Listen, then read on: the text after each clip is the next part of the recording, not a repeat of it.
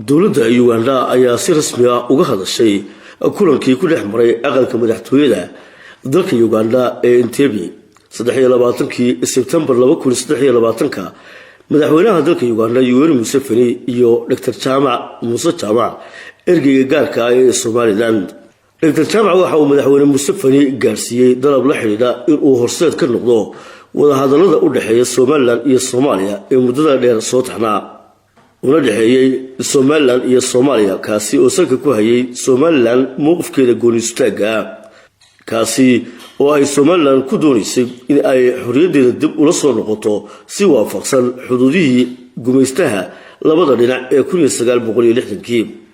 madaxweyne Museveni ayaa lagu casuumay inuu dhexdhexaad ka yahay fududeynta wada hadallada iyo in la ixtiraamo natiijada ka soo baxda isagoo oo qoraalkaasi ama warbixintaasi lagu xusay in Uganda ay kaalin muuqata ka qaadatay horumarinta nabadda iyo amniga Soomaaliya.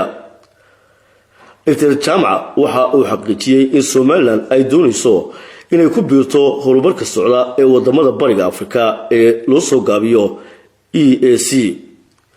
waxaana uu ka codsaday madaxweynaha waddanka Uganda Yoweri Museveni in uu ka taageero arrintaasi iyadoo Dr. Jamac Musa Jamac uu intaasi ku daray in geesta kale loo baahan yahay in la xaliyo khilaafaadka jira si ay dhammaan shacabka Soomaalidu uu ugu furmo horumarkooda dhinaca dhaqaaluhu.